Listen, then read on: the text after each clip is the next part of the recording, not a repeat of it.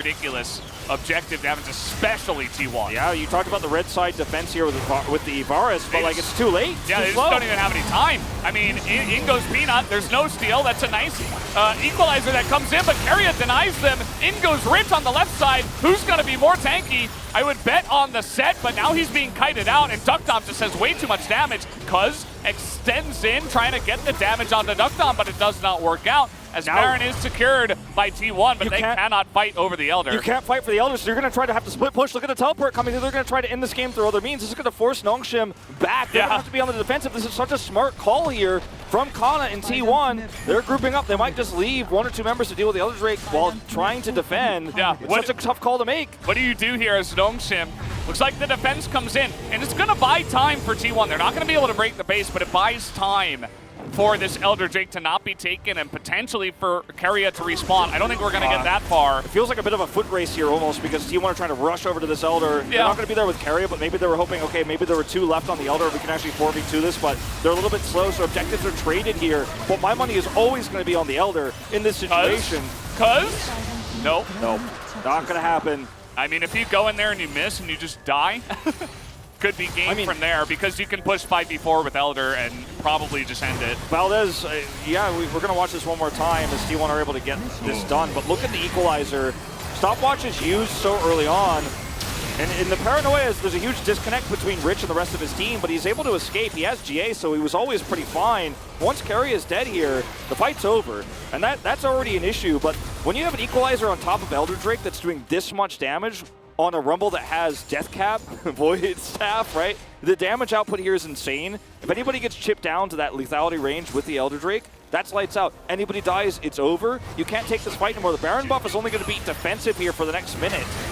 As you try to stem the bleeding and survive for 2 minutes, and if you could do that, maybe you have another chance in this game, but it seems so unlikely here as Nongshim have the red carpet to walk down to victory. And speaking of the red carpet, I think with Elder, you just drop equalizer for damage. Just drop it down, wait 20 seconds, drop it again. You're going to be burning people for so much. You got to make the most out of this minute 20 that you have left on the Elder.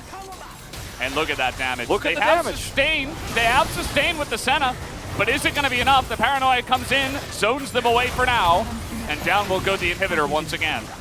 Inhib is down, and Nongshim can just hover around this for a little bit longer. If T1 try to group around these chokes, if they try to group up and chase with no vision here whatsoever, look at the observers showing us how little information T1 have, you just die. We're going to get to like a 60-minute game here. I mean, this is, you've got Elder 5v5, and they're just like, nope.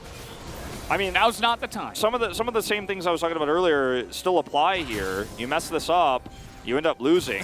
It's longer than the spring record. Yeah, we have surpassed yet another record.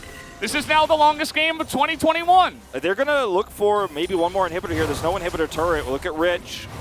Paranoia almost up, by the way. Not that he needs it at this moment, but he's going to have it in just a second here. Gory's also got a nice flank out. He's going to cast. Yeah, this is just going to burn them down so much, and they do have the Senna.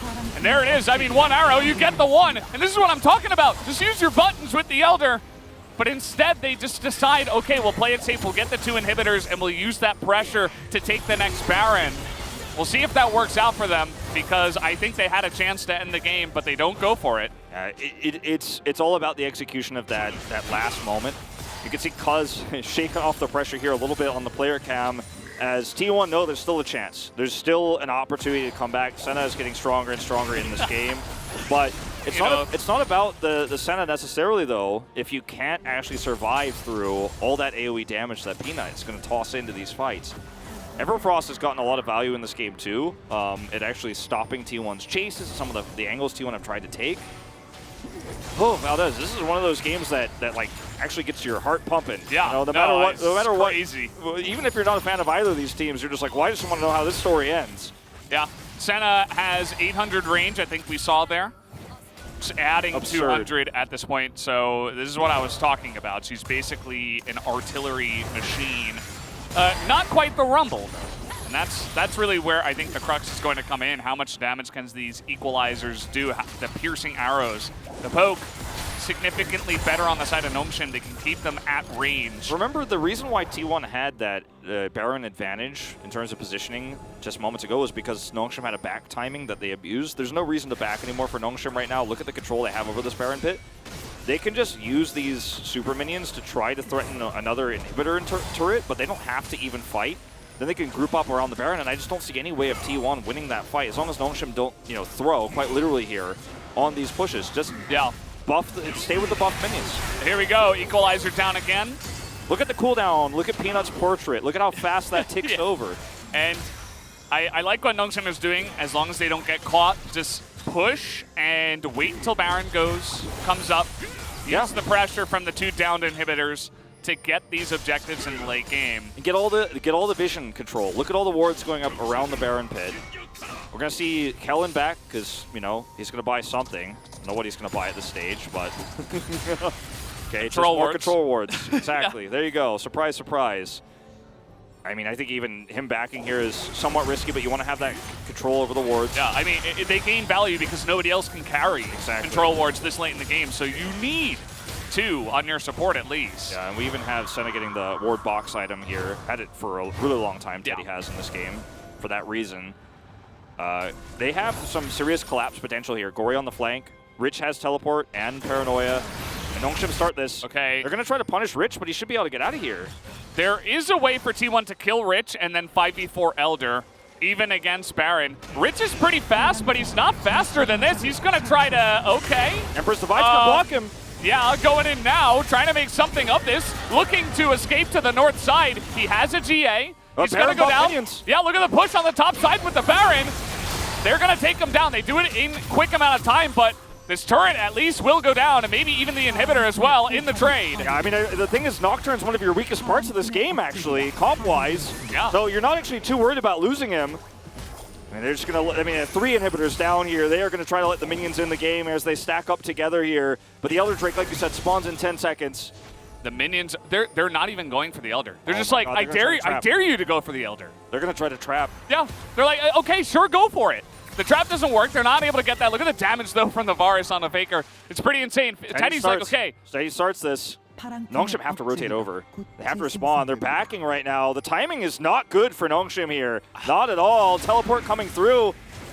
They are going to have to rush over, and they don't have any tools to close the gap. Gory's got teleport, but no ward to teleport anywhere near this Elder Drake. Have they made a huge macro mistake? I mean, putting Rich on the edge there and going for top where there was an inhibitor turret up was not the call, I don't think. At the end of the day, Nongshim couldn't threaten the Nexus. They actually went to the top side of the map. Rich is picked. He's going to respawn in 15 seconds here, but now you've lost an Elder Drake, and the whole game keeps going. The world keeps spinning. This game is anyone's, though, at this point. I mean, the base of T1 is in tatters, right? There's 1 inhibitor, 2 Nexus turrets at this moment in time. Now, we have the bottom inhibitor is spawning in 25 seconds. Thankfully, we have that there on the left side, the indicator there for the inhibitors. But yeah, I mean, with 1 minute, 20 seconds on the Baron, you can always threaten to push to end the game, even though T1 have the Elder and will be better in team fights. The other thing is that, arguably, even though the T1 have the Elder, because they're in such a defensive posture, that clock is eaten, like you said, because of the inhibitor situation. But on top of that, T1 don't have a comp that can threaten that Elder bar lethality because they don't have that much poke, right? They have consistent team fighting that relies on hard engage. And we have not seen them pull off that hard engage a single time in the last few team fights we have seen. They tried to kind of play their better macro game and actually win by getting Baron objective first, getting positionally into the right place, grouping up top, things like this, what we've seen T1 do instead of actually straight up team fighting. Because they can't team fight well, at least we haven't seen that from them yet, and their comp is so reliant on the Gragas engage, right? The Azir ultimate. This Elder buff doesn't feel as powerful for them. It just feels like they've gained 2.5 minutes extra of a game here to play, because now Nongshim doesn't want to fight into them, but T1 can't use this Elder because of the state of the game to actually gain advantages, so like I said, the game clock keeps running. We might hit 60. We're on par for it. We will. I think we will, unless Team 1 just run it right now, but they're not going to, as Teddy is still stacking. Send Faker back. He can handle these minion waves. I mean, you guys remember the 94-minute game. There was an Azir in that game, Azir Sivir. You're able to sit back, you clear waves instantly, and you can't lose. Now, we're not exactly in that scenario, but you know, changes made to the different buffs and stuff. T1 just looking at Riot and say, well, you said Elder Drake can end the game no matter what, so we won't have any of those long games. What now? Let's see what we do. Nothing with the Elder Drake, and then who's laughing now, right? Yeah, Nongshim first, right? Elder buff despawns in 5 seconds. We have. I feel like we're counting down to New Year's or something in 15 seconds. Like we're about to pass the 60-minute mark. Doesn't happen every day. It feels like we're counting down to 2023 New Year's, like not even 2022 in this game. As we take a look at some of the gold, some of the CS. Okay, taking a move on Akana. The exhaust comes in, but it's not enough. He does have to flash away in trade of the exhaust. The exhaust isn't that, important in this game against T1. Like, who are Whoa, what happened to our timer? It also gained, it was 1 hour plus the 60 minutes. Like, I was not made for this. What was that? Y2K. Yeah, exactly. That's what I was going to say. Not everybody in chat will understand the reference, but oh my God. It's a good one. It's a perfect one. I guess we're just not going to have the UI anymore. It's broken. It's over. There we go. Thank you. Classic. Yeah. It looks like this before Elder Drake's too. The classic UI is back, guys.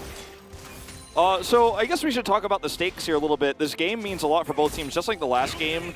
Reputation on the line here a lot for T1. They've had a really lackluster season compared to expectations, whereas Nongshim... So far. Yeah, Nongshim started off with really high expectations. They started with a loss, in fact, but then really bounced back big time. It was a win, but it wasn't a clean win, right? And then they bounced back big time, almost took out Gen G. And for them, this is a great way to solidify a lead in the standings, as we will see a group up here. Oh.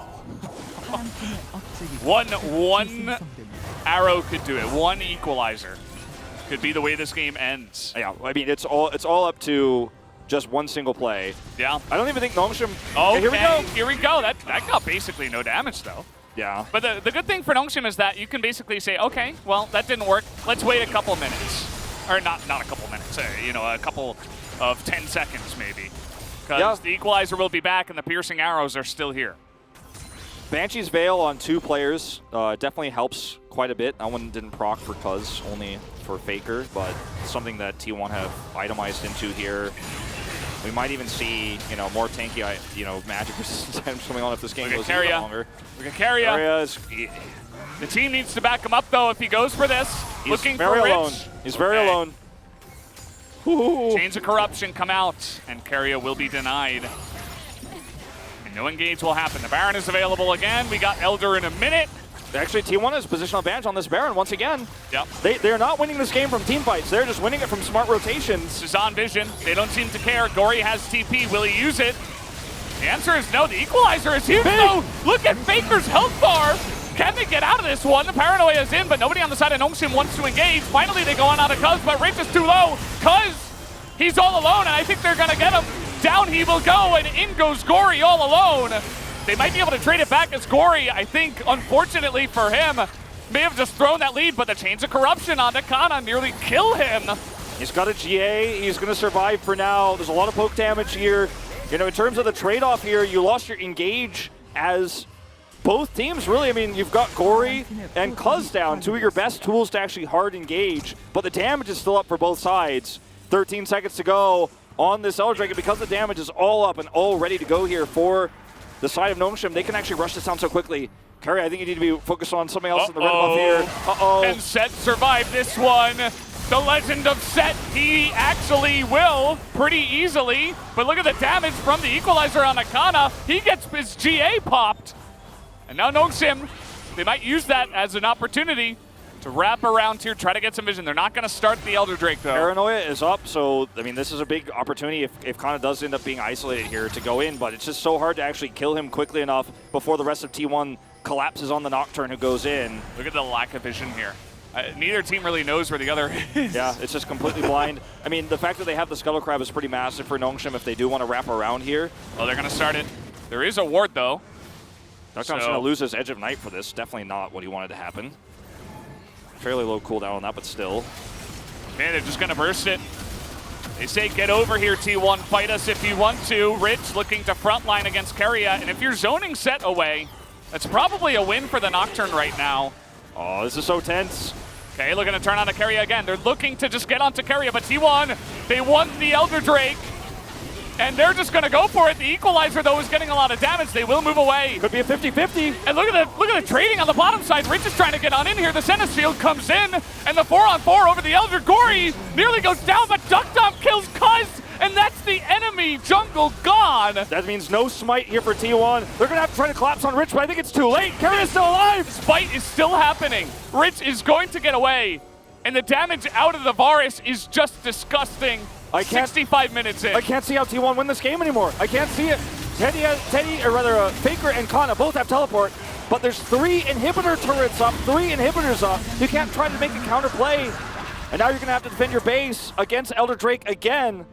Resets coming through here on the side of Nongshim. We'll see if any items go through. It's mostly just going to be for a health reset. See if they actually change their builds at all as we watch this fight from a million years ago once more. This is, I mean, absolute chaos. Once again, Cuz is on the choke point with the stopwatch to help T1. He gets really excited. Gory gets excited, but he does end up getting picked here. Yeah. It's 2 engaged champions traded. As we watch this one more time, I mean, it's going to take a little while before we get to the actual pick that matters. It's on to Cuz. Yeah, look at the damage here from the Varus. Yeah. Watch this. Yeah. Gory is saved by the Devourer once again. Tom Kench is actually so extremely high value in these late game situations too. Yeah. More than a Set is going to be to save. Now Set has engage opportunities that you know you're not going to see from Duck Dom, or rather that you're not going to see from Kellen, but Kellen empowers Duck Dom, empowers Gory. Let's let him go in way deeper than you're supposed to be able to at this stage because of the Devourer. Yeah, I mean Duck Dom counts for 2 people at this point, so if you can empower him with the Tom Kench to make him that artillery, he's much better than the Senna artillery I was mentioning earlier. That is for sure. He's probably upwards of like 60, 70K damage at this point. Rich has sold his his GA. Oh, Rich. A little bit caught out here. Kana's searching for this one. The Cullen comes out. It's a lot of damage coming in. The Paranoia will be used alongside of the Abyssal Voyage to save him for now. I love that Rich has just gone completely tanky here with this build too. He's just so hard to kill. He's got Randuin's, he's got Spirit Visage, Thornmail. He's so extremely deadly, and the more you auto-attack him, actually, the worse it becomes. And T1, if you get hit by an Equalizer here, and a Varus, Q, W, it doesn't matter, it's over. T1, you gotta be careful. They are so pulled split. out of position. So split. See you later, inhibitor. Just and like now, that. 4-1 split here is so good for Nongshim. Rich is coming to threaten the top side. You're getting pulled apart here, T1. You're going to have to make a call, and you're going to have to make it fast. They still have Elder for 20 seconds, so T1 won no part of this. I think they have to still look for the 5v4 fight, because you're never going to kill Rich right now without the items he has. It's Nexus turrets or bust, I think, for T1. They want to hold on to this one, but it's not going to do anything. They only get the End of Night out of Duck Dom. That's not what you're looking for. And that's the 3 inhibitors down. Nongshim are getting so much value with this Elder Dragon push. They get out right when it ticks to 0. They get away. And 50 seconds to the next Baron buff, and the game goes on. 67 minutes and 40. Oh, man. You still have to be respectful of the comp of Nongshim. Trying to clear some vision up here. Baron pings coming down for Nongshim as they will reset one more time. T1 have an opportunity to actually group around Baron after they clear this minion wave in mid. The top push is there. They have bot push, like they have cryo in all 3 lanes. I think they actually have enough time, just barely, even with the super minions at 68 minutes into the game, to group on Baron. They have the damage to burst it down in about 10 seconds. So you see the damage dealt, by the way, here? I was a little bit above what it actually was, but still 56,000, pretty good. Gory has teleport, Kana has teleport, Faker has teleport. These are things to consider when you consider the fact that the backdoor can happen so easily here for Nongshim. The longer this kind of middle happy feeding happens here for T1 as they tried to, hopefully, they were hoping to get positional advantage on the Baron, but they couldn't do it because of the extra super minion push. So they have to back away, and this means Baron buff looks like it once again goes to Nongshim, but this time they're going to have 3 inhibitors worth of super minions to push with it. T1 are losing this fight so slowly in this game, and maybe a 71, 72-minute game that they lose, but it feels inevitable. I mean, who knows, though? I mean, with the Baron and the double super minions in every wave, it feels inevitable. But if Nongshim die, if they lose all their champions and they can't push with the minions, if T1 take a team fight, they still can win. It's not going to be easy, but you set up camp here at the Nexus turrets, and you say, okay, Nongshim, come into us and see what you can do, and maybe we make a last stand. Yeah, this is what you have to hope for. But like I've said, you know, many times T1 have won a few trades and they've been able to win some macro exchanges, and they got that, you know, that Baron earlier on. But they haven't been able to take any straight up 5v5 fights yet, and this is going to be the hardest they take all game. Okay, here we go. The poke is coming out. Carry is looking for the engage. Chains of Corruption go wide. Teddy is practically able to auto-attack the enemy fountain. That is very true. The push here with the Baron, you can see that still you're up against Azir. Azir still exists in the game. So quickly, these Nexus turrets haven't taken any damage. They're going to start taking some now. Okay, here we go, trying to get on top of the Senna. The Equalizer does do good damage. Keria is looking to get onto Peanut in the back line, but it can't. And look at the turrets. Nexus. The turrets go down. You could just click the Nexus and end the game, and they will be able to do it in 70 minutes. Nongshim will win the longest game of 2021 at the LCK. And it will be one of the longest games we see, I think, internationally all year, as Peanut comes up so big in the later parts of this game. He and Duckdom absolutely carried with the amount of damage they were able to safely put on later on. T1 made so many good macro decisions later on in the game, even when they couldn't take fair 5v5 fights. They still were able to hang on by a thread that felt uncuttable until the very last moments where the minions were able to close the gap to the Nexus for Nongshim to take a win. An incredible game of League of Legends between these two titans that will be only the first of 3 potentially we see between these two tonight after what was a crazy long series in the first part of the night. And we are in for more LCK action. You love to see games that defy expectations, games that defy the rules that Riot try to set with the Elder Drake. Games aren't supposed to go this long. They're supposed to end. You're supposed to be able to guarantee a victory when you do take that Elder Drake. But sometimes in the LCK, games are decided by late game. And once again, Nongshim, deficit at 10 minutes, deficit at 15, deficit at 20. 30s where they take their first gold lead. They win the game 40 minutes later in supreme late game team fights. And that's what you could say about this team right now more than any other team, as later on, doesn't matter what the comp is, they can execute it. T1 leaving the booth pretty quickly there, actually. I mean, this is a 70-minute game, but you would have to imagine that after a 70-minute game, you might have to, you know, use the restroom. Maybe you want to go rest. Maybe it is better, actually, that you don't take too much time to overanalyze this game. Figure will remain, but at the end of the day, it's just one game of a best of 3. T1 can come back. It is still possible. Nongshim fans elated after that one.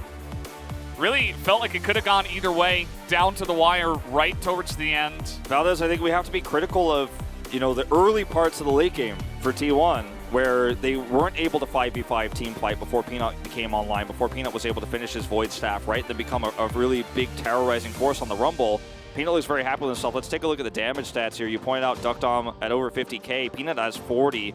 I'll spoil it already. I gave my vote to Peanut. The parts of the game that Nongshim started to take control of were on every single Equalizer play that Peanut made, and T1 could not cask engage. They could not set up for a big Emperor's Divide. Teddy had range, but he couldn't actually get the damage done, and T1 looked lost around the 30 to 35 minute mark. It was like around the 50 to 55 minute mark where they actually started to maybe make a little bit of a comeback in the game, but they couldn't actually really pull off any 5v5 team fight past the, you know, I guess like 38-ish minute mark where that started happening. And if that's the case with this comp, you shouldn't be drafting this comp. It was just too much poke damage. They couldn't get anywhere near Nongshim. And I think Nongshim played out their comp beautifully at the end.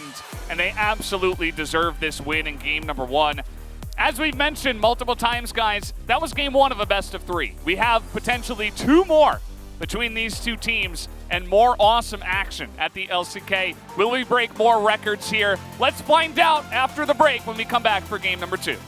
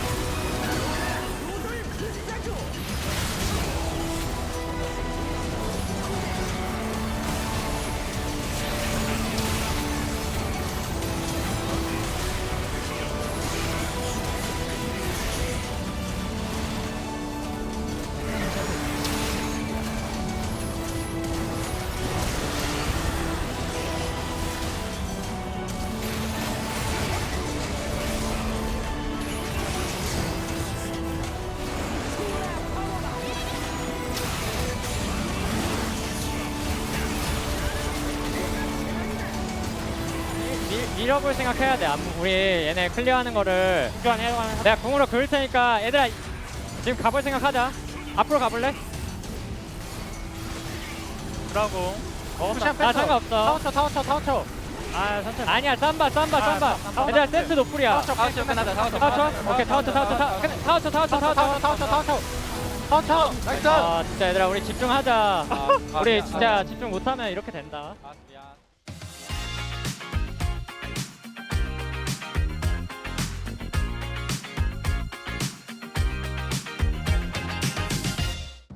Fly and Lee Hans appear as guests for the return of Sunday Night LCK.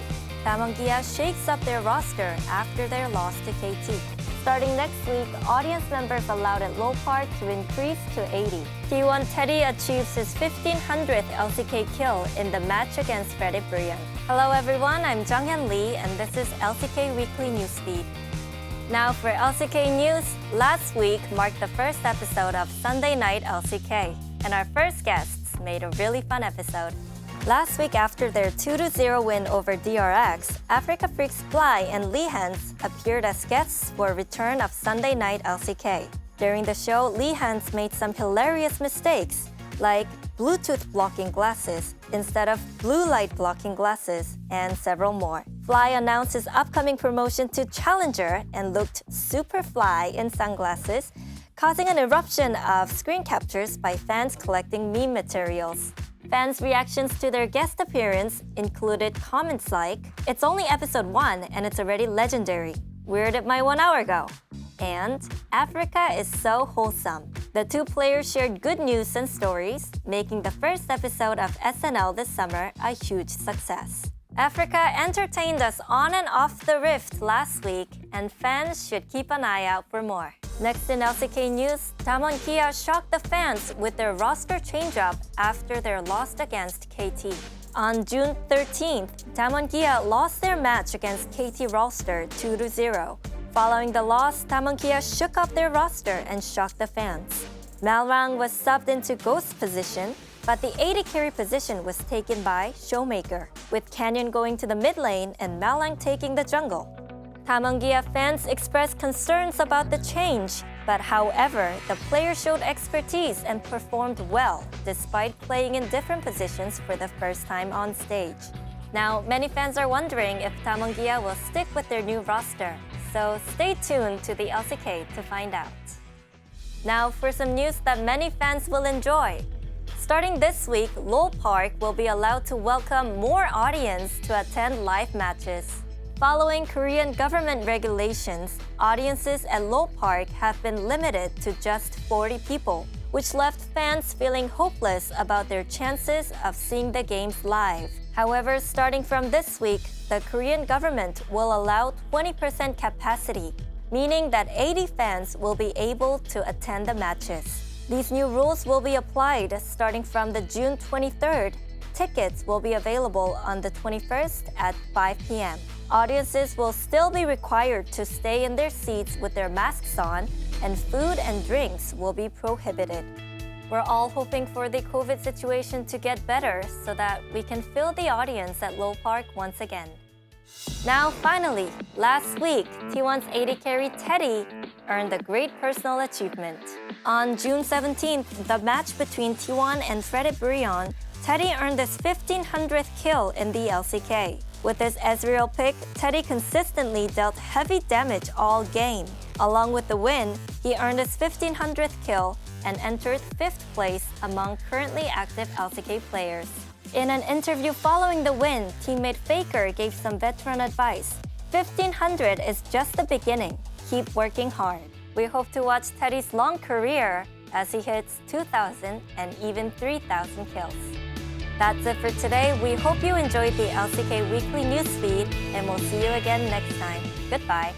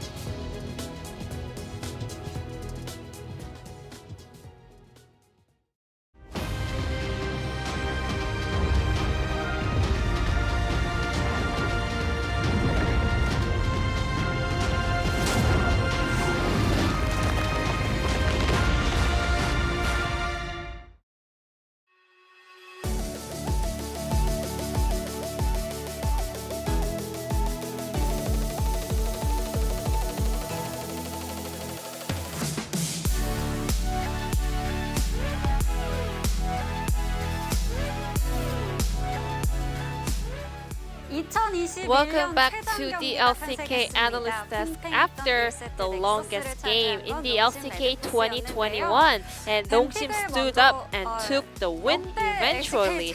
Before we move on, we wanna take a look at some of the rankings of the game duration here, and this was the 7th longest game in the LCK history. So let's have some history lesson before we go. I'm pretty sure everyone remembers the historic Junior versus SKT game, and Junior secured a win in that series, and Teddy is now playing in T1's roster. Today's match was number 7, and looking at the timeline, it was all in 2018 or 2015, 2016, and after a meta shift, there has not been a very long game like this, so it's been almost 3 years that we had about a 70-minute long game. I have never seen a game where teams had 6 Barons and 4 Elders. I have never seen it in Screams either. I think the biggest change of meta was that Elder. I'm pretty sure this was the longest game since the Elder Dragon patch. I think in this game he had more objectives than the players playing in this game. And in the end, once T1's Nexus went down, Senna had so many souls farmed up, but she was not able to be the victor in the end. She had more than 1,000 range in the end, but still Dongsim was the one picking up a victory. So we will try to make this analysis as short as possible. So let's take a look at the draft first. Dongsim had a very standard comp, whereas T1 had a very strong lane picks: Lucian, Azir, and Senna. They paid a lot of attention to the lane priority, and all 3 laners actually won lane, and they were able to snowball off of it. But starting from the mid game, I wasn't really able to see the value of winning lane because things got so shaken up, and then Dongsim just won the game after a very extended game. But still, I just want to point this out. This was the second game where T1 couldn't lock in their ban card, and all of those games actually went so bad for the team. We can skip everything that happened in game, but as a result, or in conclusion, Senna had more than 1,000 range, but still she was not able to reach on the Dongsim players because the ability range from Varus was still longer than Senna's auto. And T1 spent all day just getting hit by the opponent's abilities and skills. I don't really know why, but that one ban card, if T1 was able to remove one more card away from Dongsim's picks, this could have been a very different game for them. Dongsim also made a lot of mistakes. There were some minor and major mistakes in game, but still they were the one playing better until the very last minute. So let's take a look at the first highlight, and this is where Dongsim showcased better map play than T1. T1 repetitively kind of concede some of the objectives or kill too easily to the enemies. So Dongsim, they knew that they cannot contest for that trick, so they look for a trade with the turrets. So they force Keria to rotate up to the top side of the map, and then as soon as they see both Seth and Senna on the top lane, they make a rotation on the mid lane in order to execute a turret dive.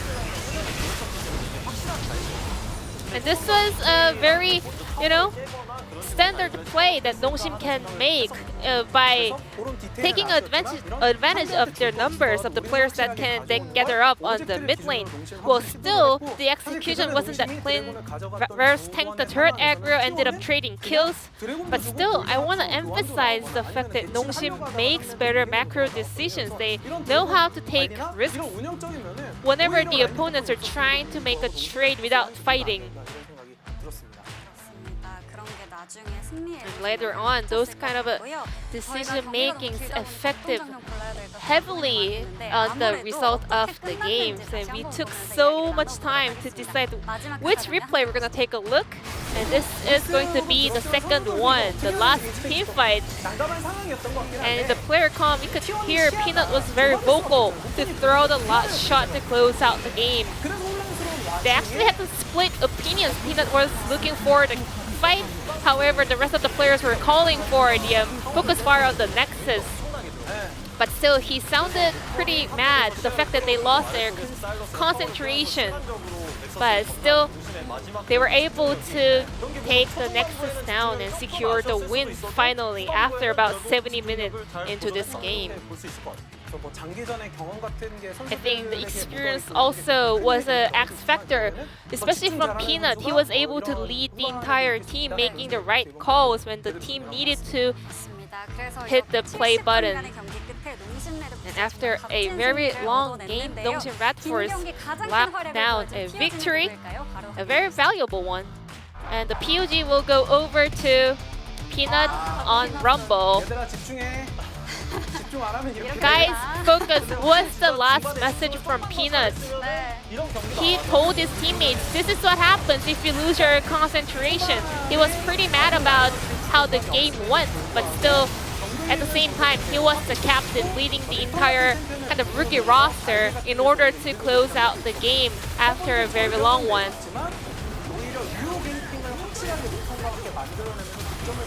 There were some moments where T1 was able to, pick up something objective, but he was always there looking for a trade. If laners don't have a priority, it's really hard to play this jungle role. But Peanut kind of shows how they can cope with those situations. This is not the best case scenario for a jungle player, but somehow Peanut found his way back in this game and led the team to victory. And also Dokdam's Varus was also so on point. He was having a lot of struggle in the early game. I'm pretty sure he was like crying when we were throwing that arrow, but still he was able to find so much damage with that one skill. He had a very long game instead in game number 1, so I think concentration and focus will be the most important factor. So let's move over to game number 2, back to our casters, Valdez and Wolf, please.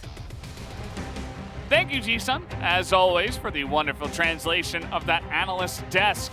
As we have finished the first game of the best of 3. It was the 7th longest game in LCK history. It was the 32nd longest game in Pro LoL history.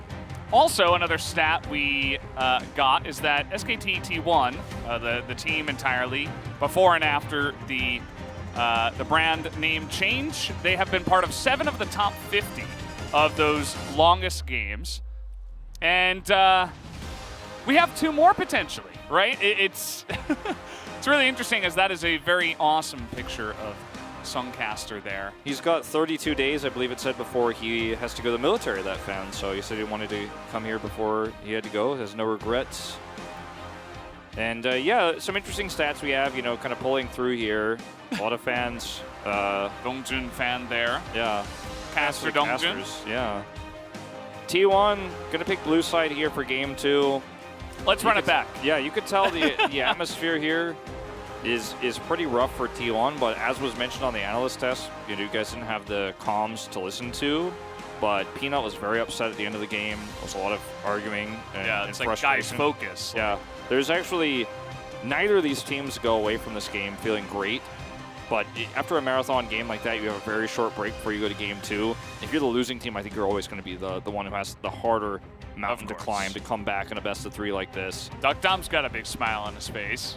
It's like, did you guys see those damage charts? I did quite a lot in 70 minutes of League of Legends here. As sometimes you got to adjust. Things are just breaking. This here. is not a recording. This is live. Okay, we do this live. Okay, game 2, red side for Nongshim. T1 Will we see the 3 bans this time? Yeah. You can already tell that the fact that they're blue side, they don't have an insta-ban lock-in means that they're trying to kind of calm down here. This is the Varus ban. Yeah. I love it. Is Rumble next? Is that the next one? You're like, okay, you're not allowed to play that comp. I think that would be more of a red side type ban. I think they might consider taking the Rumble themselves. The question for me is, do Nongshim give up the Lucian pick here? Because it went to 70 minutes, right? A lot of the early game that didn't go as well for Nongshim as they would have liked was because they had 3 lanes of no real prio. Azir versus the Sylas, you know, he had the Lucian up in the top lane, and bot lane was being lost against the Senna set lane for Nongshim too. So that was the hardship they had to survive to get to that later part of the game. See the Lee Sin ban again. Kali's removed. So Lucian ban would be a nice change here for Nongshim. And we'll see if that does go through. Renekton, another thing to consider. But I'm personally not a big fan of Renekton right now in this meta, so I'd be okay if it goes through. All right, where's the ban? Is this going to be another drop? Let's see it. Let's see that 3rd ban, T1. I mean, you got to ban something. Come on. Right? Okay, there it is. Lucian themselves. So they do not want to play it this time around. So the 3rd ban here will be Ezreal. So you ban the Kalista, you take away the Ezreal. You've really limited the champion pool. And on red side, you can now take the Senna if you want. If you want to take the Senna away with the 2 strong removals of Teddy champs, they take the Rumble here, like I was talking about, instead of banning it. You have that strong fallback. You could even just go straight into Senna Kench, and I like that for Nongshim here quite a bit. It's Duckdom we're talking about, fantastic AD carry player. See if they go that way. Set. Prio's rising. Yep. They could take one of the 2. They'll take Nocturne again. And this was something that was not one of the big impact champions in terms of crushing teamfights or getting a tempo lead, but really changed how those late game teamfights were played. It made it a lot easier for Peanut to hit those equalizers. It just offers you so much control, I feel. Even just the thread, but also the shutting out the lights, reducing vision, causing your opponent to react in a certain way, to group up. As you're mentioning for the equalizers, I like the pick. I think it's really strong right now, and they are going to prioritize it here as Renekton is left available. This was banned by T1 in game number 1. Yeah. So the fact that it comes all the way through here, they obviously wanted to prioritize the Rumble, but they will pick it up for themselves. Question is, does Teddy get his AD carry champ here? You don't have the support to pair with it at this stage. You only get one part of it. You know, you could go for the Kench here and then take the other, but like, I think it's kind of off the table to go down the Senna path right now, as we'll see Viego picked up. So this is 3 champions that can be flexed into all 3 top roles, but I think we will see Viego solo, Renekton solo, Rumble jungle. Probably I'd love to Viego see this. for Faker. And Gory, thinking about running it back. You know, we just had Lava bring out the LeBlanc again in recent times. We could see it again, but it's not looking like it, as Diana will be hovered. I'll take the Diana instead of really common pairing with the Nocturne, and you have the set to back it up. So the engagement tools here for Nongshim are insane. The front line is great.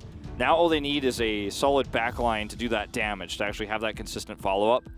We saw that Renekton Rumble was actually pretty successful in the previous series. If we go all the way back, feels like it was a million years ago now, at actually ganking the set. We did see that actually find success, even though the set's very difficult to kill. They'll ban the Senna. So like I said, that was kind of off the table. If you picked the Senna there or the Tom Kench, it was going to be banned either way. You're never going to get 2 parts of it. See where T1 go, because like both of these teams don't have an AD carry. So if we end up seeing 4 AD carry bans, it's going to be about who has the deeper pool. And my money's on Teddy in that regard, but I still like the front line so much for Nongshim that even a Jhin like works for them decently well if they get ahead. Tristana, here we go. We're going down the rabbit hole. Yeah. How many AD carries can we find? Will anybody ban any support picks? Teddy has only played 3 this season so far, the Senna, Kalista, and Ezreal. So those are all gone. They're all gone. Nongshim banned all 3 of them. I wouldn't mind seeing a Vayne ban. Tom Ban Kench. the Kench, so I like that a lot. Yeah, so no kind of Jinx Kench or Cogball Kench could potentially come out in response to what Nongshim want to play. Yeah. They can Thresh Jinx. Thresh is still up. Jinx is still up, so that's a scary combo that will come through regardless, potentially. I think you first pick, if they don't ban it here, you first pick on red side Thresh. Yes, you have to, or otherwise you're going to give that duel over. Okay. Karma's removed. So if you take the Thresh, you can close out with Jinx and leave T1 with very few options. Yeah, it's just so good. I mean, Kellen's a fantastic Thresh player. It works out really well with your composition. It can engage as well as disengage with Flays and boxes to deny. The follow-up from Viego and Renekton, I think this is definitely the pick, but they're not. See, this is what the other thing I was going to argue against the Thresh, though, is that Leona is extremely good with all the hard engage that you have, right? Moonfall, Paranoia, Showstopper, Facebreaker. The follow-up here is insane. Like, I wonder if Kog'Maw is actually the answer for Nongshim as their final pick. You have really good range. You go rapid-fire cannon if you want to have, like, even more range, and you have such a good set of frontline to set up for you. Maybe that's the path. I mean, sure, you're going to give over the Jinx Thresh, and I think T1 is like, is this a trap? Like, there's a little bit of hesitation here because it feels like it was such an easy pick to just deny the Thresh. They didn't think they would have this opportunity to play it. We'll see if it ends up being a mistake here, but the final question will be, what's that Duck Tom champ? What's it going to be? Yeah. Who's that Pokemon? He like plays Lisa, and I'm like, no! That's banned. I think it's Kog'Maw. Oh, Kai'Sa. I mean, look at this comp. How much more aggressive could this be? Yeah. I mean, like, Paranoia, you have Killer Instincts. What? You have the Solar Flare. Like, this is extreme long range. He's like just there with his hands in the air. He's like, what? But to catch a lot of that aggression, you have Thresh whoever gets collapsed on first will be able to take a Lantern. You have... this is why I still like Thresh better, I think. I think the Thresh does really well into Leona as well. But, you know, the Leona with the long-range Solar Flare, it really adds a little bit of extra reach. So it depends on really what you want to do, but you're giving over the Thresh to carry as well. So I don't know. I don't know about that last decision, but I'm curious to see it play out. I mean, it's interesting because... You know, when you think about the ways that T1 can stop this type of aggression, they have decent peel, right? Renekton can Dominus, he'll have his stun. Rumble loves to, if he can sit back, equalize when the engage comes through and then drop his flamethrower. And if anybody who's trying to come in really hard, even like the Kai'Sa, ends up getting low, you see Kana get his reset, gets his first Heartbreaker off potentially, or even just gets the kill, gets the body, and starts resetting in the fight. Like, T1 of a comp that scale really well later on into the game with the Jinx. On the other hand, though, Viego, Faker's Renekton, not amazing here. A lot of this is going to be down to the tempo that Nongshim can set, 100%. Yeah. This is going to be another crazy one, I think, fellas. That's what we like to hear. Let's get the action started from the get-go. Game number one started a little bit slow, and then we really slowly ramped it up into just this monstrous bubble of a game, which was awesome to watch. Don't get me wrong. So, whatever happens here, I hope it's close. I hope it's competitive. Lots of sounds. Thank you for that one, Teddy. Not going to show it to him at all, but, you know, you can hear where it's coming from. Curious to see how this Viego is going to do. We've seen pretty polarizing performances from our Viegos. Teddy is in a bit of trouble here. Will he have to use his summoners early? The answer is no. They don't want to extend too far. They don't have vision on where the enemy team could be. They could wrap around behind. They get some damage done. Yeah. Teddy is going to have to stay in the lane. Yeah, he's not going to be able to back here if he wants to have that level 2 advantage, which is so critical versus Leona. He's going to stay. They had a ward on the bottom side of the brush, or the middle brush on the bottom side, so can safely stay in that location, know that he's not vulnerable to anything, and life goes on. But this is such a tense series because of the stage that was set by the first game. You know, you think about a series like this, T1 Nongshim was one of the most hype matches we have all week long, which I know sounds crazy if you've been following dynamics in Nongshim for a while versus T1's history, but T1 slumping, Nongshim on peak form once again. You know, since we saw them at their peak of their dynamics days, this is like a return to that form, but arguably even stronger here in the summer season. So once again, level 2 was the goal here for these two bot duos. Gory actually having a great start in this lane. Yeah. And reminder, guys, if you missed the first series, this is 11.12. 11.12, the patch we're on, so the sustain in the lane here for the Renekton is a little bit less. Onto the minions, of course, and the amount of health that you can get back. And Gory is trying to make the most of that here in the early game trades that he is aggressively taking. Yeah, just, you know, it all goes back to health. Once again, we're going to see an aggressive Rumble gank here onto a set who is slightly overextended, but not really that far. There's the stun. I think the damage is enough. Flash comes in, and Cuz easily scoops that one up. The Rumble is online again. Rumble online, and it was not really that aggressive, the position that we saw from Gory, but he was able to get Cuz was level 3, and he got into just the deepest part of that brush, had his flash available. Just enough damage there with the extended trading that happened to actually get the kill. Gory heads right back to lane. We'll be able to pick up where he left off, but that's a lot of gold. Over to the Rumble, like you said. Nice stun here from Kana. Yeah, good trading, but Peanut is here. Kana knows about this. That ward is so critical. Yeah, he was able to push the lane and use his fist to actually get up close to that brush through the lane. Doesn't even go through the river to get that ward down. Yeah, he actually doesn't clear the ward. Peanut doesn't because he wants to get to the scuttle as soon as possible to make sure there's no fight for this. First-person view here from Cuz. Oh boy, windowed mode. Gonna tilt Twitch chat again. Yep, he waits for Faker to make the call to go in. He goes up getting the stun there. Very calm and collected play from Cuz. And the ward, you know, staying up here ends up being actually kind of nice for Kana. Gonna have to farm under turret though. I don't know what was just spammed in game, but somebody was spamming some timer. Yeah. I know that sound. I wonder what that could be actually. Any kind of summoners, maybe Faker's teleport could have been the thing. That was the most recently used thing that you could ping. Yeah, I don't see any other summoners that were used recently. It's pretty common actually. I mean, everybody knows this from their solo queue, but like in Korea, people do use the pings a lot. If you see someone use the summoner spell in lane, you'll always spam. Oh, we got a trade up here. Rich is going for it. The flash comes in, and this is a solo kill. Rich able to shut it down and evens up that kill score in the game 1-1.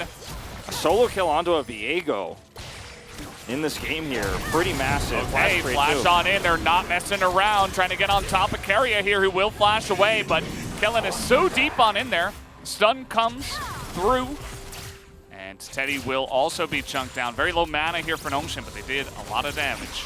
You can see that Cuz on the minimap, he was rotating over to maybe try to get something done himself onto Gory, but Gory is playing so passively right now. When you see that amount of trading happen in the bottom lane and nobody's there to catch that aggression, you know that it's very likely that the Rumble is nearby. Gory still, though, takes a lot of damage. Yeah. Faker, a really nice trade at the end of that. And something we noted, by the way, in game number 3 of Genji up against Live Sandbox was Fate was playing the Renekton, and when you're ahead and when you're dominating the lane, the sustain is going to matter less and less. So the nerf that we saw in 11-12 doesn't matter too much, especially if you can pick up some assists, some early kills, and actually gain a lead, get an early Gore Drinker, and you're not really worried about sustain anymore. Still ends up being a fun time for Renekton. He's not staying for a long time up here on the top side. Even though Viego has got the wave pushed towards his turret, is in a pretty safe spot. He does not have 6. Peanut, you know, does not. Rich does, but Kana is pretty squishy though. They're trying to get the fear down, but he hits 6 just barely. Does Kana. You see that actually pop up there on the left side with the CG. Yeah, if Peanut is able to hit with the, like, you know, experience there that he gets while he's in there, then he can actually follow through and moonfall. He's still going to go for it anyways. No flash. You can definitely follow up on this. Rich is taking a bunch of damage, but the follow-up comes through with the Diana, and that is a very clean dive that does come in. Peanut just going to flash for safety. Not 100% sure he had to use that, but they get the kill anyway, and it is solid. T1 going to get the first Drake, trading back here on the other side of the map, but this is starting to look like this top lane is snowballing so much that I don't know if it really will matter at the end of the day what Viego wants to be able to do in this game as we watch this once again on live. Meanwhile, that sentence misses. It's pretty uncommon to see from Carry. It might not matter because it's 4v2 down on the bottom side. Rich has teleport. He will use it down on the bottom side, and this dive is not good. They're able to get the teleport and get out, though. which is not half bad. They need to use some time to get down here for the gank, but at least they don't botch it and lose any of their members. Yeah, I mean, they lose a teleport here, Nongshim do, but I think the biggest winner is definitely Viego. Rich is just so aggressive. He's so confident on this Nocturne. As a big trade is happening in the mid lane at the same time, Dominus is used here. Gory is almost able to just snipe him there with the Haymaker. The true damage nearly landing, so Faker has to flash away. Faker flashes to dodge the true damage, has, you know, does end up surviving here. But like I was saying, the biggest winner of that teleport from Rich is Kana. He is in the top lane, actually not only able to catch all of those minions and avoid actually getting completely gapped here on the top side of the map, he's also going to get a turret plate. Perfectly times the back off here as he knows the timing of when Rich is going to come back up. Teleport's been down, so he knows there wasn't any way he could get up any faster. Paranoia also used. Not that there was anyone to get Paranoia to, but very well played here from Kana, really getting a nice edge here because it was starting to look like this Viego was going to fall so far behind that he was going to get lane kingdom and then there was just not going to be able to actually do anything in this game besides side lane and maybe hope that he can catch up later on. Gory is like, all right, well, if you want to tussle with me, I'll tussle with you, but yeah, nice resets here from Faker. Denies that back. If you look at the gold difference across lanes, the top side of the map is really where Nongshim have made their stand. This bottom lane for Teddy and Carry has been totally free. Yeah, it's been good. I mean, the range advantage that you have in the lane with the combo, with the Thresh, talking about that matchup. We, though, have a 2v1 onto Gory here. The Equalizer ticking for so much damage. But look at that. They don't even follow onto Gory. No way. The missile. Oh, that was so close. Right behind him. Calculated. Hey, he's just backing. He doesn't care. Hey, but it's a good sign, Valdez, because I think that's the first time we've ever seen somebody go, well, he's got Haymaker, might as well just walk away. We're learning. We're evolving here at the LCK. That's right. Like, finally people are actually going, well, I think it was very cool, it was very close, but he is in fact set. I can see that. So okay. So we have this Rift Herald coming in, but it's 4v2 right now. The rotation from Nongshim is late. And no teleport from Gory. He has to walk. Could try to follow up, but no, it's a bit too late. This is going to be free. Kana has to give up a wave for it, but it's definitely very worth it to be able to secure that objective for your team. I think the Thresh power that we've seen actually so far from Lantern alone, even though it hasn't necessarily always been for Teddy, but for a lot of these other players, has been so massive. And we see it one time again where, you know, even though it feels like there might be maybe one way you can come in, Baker keeps doing this. And it would be worth it in the end. I mean, he's setting this one up. Baker's looking for the kill, but as you mentioned, Peanut's coming in. He's got Moonfall, but does not have Flash. The cavalry charging in from behind Faker. That was actually a little bit scary with the fog turned on. Gory ends up clearing this whole wave really easily, too. They might actually, nope, they're not going to clear this vision. There's been so much vision on the top side of jungle here for Cuz. It's been pretty massive to see some of these rotations coming through. It's a really close game, actually, so far. And neither of these comps have, you know, extreme, supreme late game supremacy over the other. So, you know, the fact that T1 have this first break is pretty massive. Kellen, he's just all alone here. Carry but they're not quite able to get the burst damage in. Carry just exhausts and walks away. Yeah, exhaust used, and they're going to take this opportunity now to go ahead and drop the Rift Herald and clean up the rest of these plates. Will be first turret blood, too, going over to T1. Teddy going to pick that up.